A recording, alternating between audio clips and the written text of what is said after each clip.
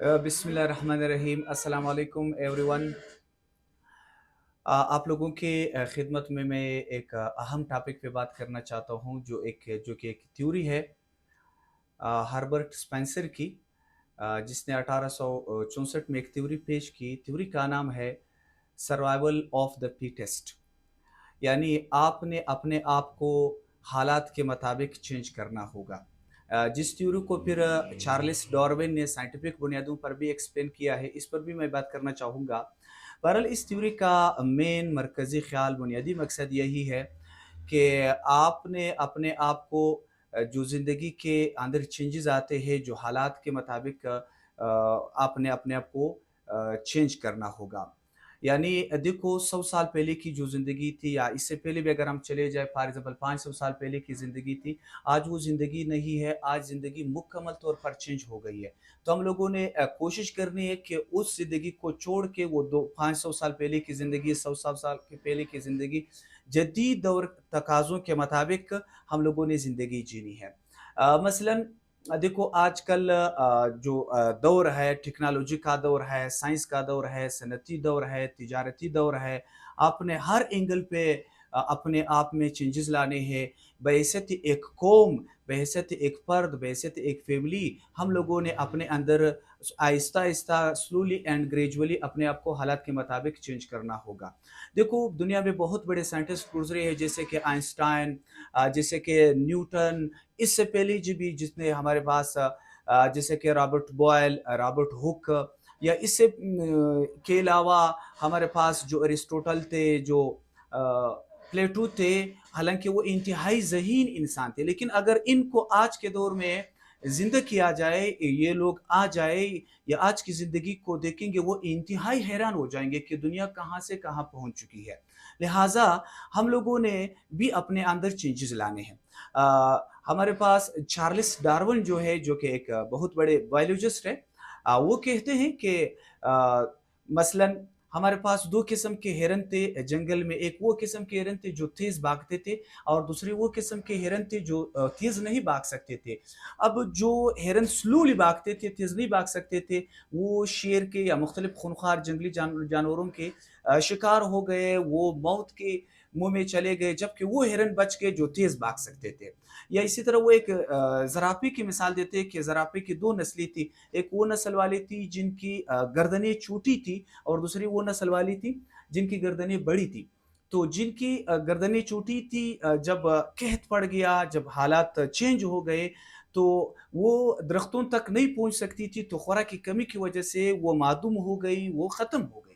और जिनकी गर्दनें बड़ी थी, वो क्या हो गई, मतलब बड़ी दरख्तों तक पहुँच सकती थी, उन्होंने अपने आप को सर्वाइव किया। Same is the case with the Nations. अगर अक़वाम, वो अक़वाम आज दुनिया पर हुक्मरानी कर रही है, वो अक़वाम आज दुनिया की, हम लोग इनकी मिसालें देते हैं, जिन लोगों ने हालात के मुताबिक अपने आप को चेंज किया। मसलन अगर हम लोग एग्ज़ाम्पल देते हैं जापान की, जापान के पास अगर आप स्टडी कर लें, अगर आप थोड़ी बहुत रिसर्च कर लें, जापान के पास इतने ज़्यादा वसाइल नहीं है, लेकिन ये जो कौम है जापानीज़ जो है, इनमें जज़्बा है अपने आप को मुसलसल चेंज करने का, अपने आप में मुसलसल बेहतरी लाने का, अपने आप को जदीद साइंसी उलूम से, जदीद टेक्नोलॉजी से मुंसलिक रखने का। इसी तरीके से फॉर एग्ज़ाम्पल अगर हम जनूबी कोरिया की मिसाल ले लें, जनूबी कोरिया एक वक़्त में बहुत गरीब मुल्क था, लेकिन आज अमेरिका को भी आँखें दिखाता है। रीज़न क्या है कि इन लोग, इस कौम ने अपने आप को हालात के मुताबिक चेंज किया। हमारे हमसाये मुल्क चाइना बेहतरीन मिसाल है। चाइना यही एशियन कंट्री है, लेकिन ये कहाँ से कहाँ पहुँची है, क्योंकि ये लोग हालात के मुताबिक अपने आप को चेंज करना जानते हैं।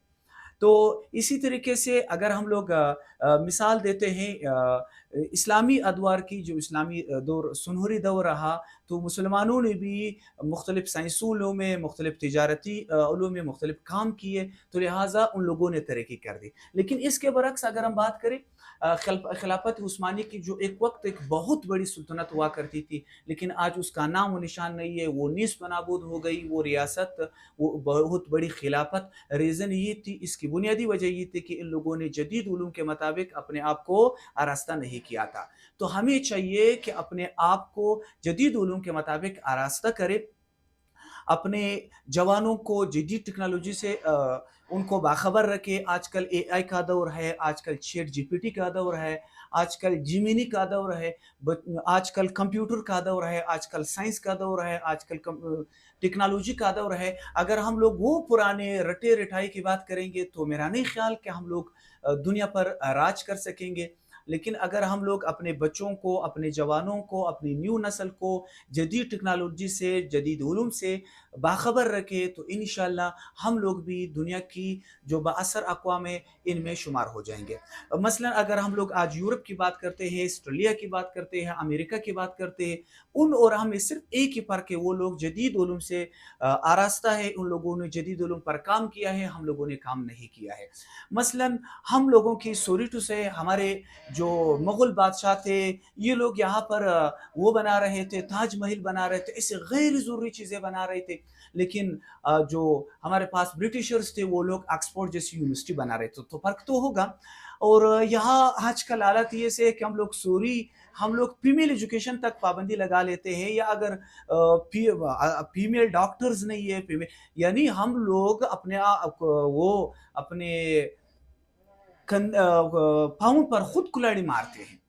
तो ये हम लोग किस तरफ जा रहे हैं, दुनिया किस तरफ जा रही है। हम लोग आज भी वो पत्थर की ज़िंदगी जी रहे हैं।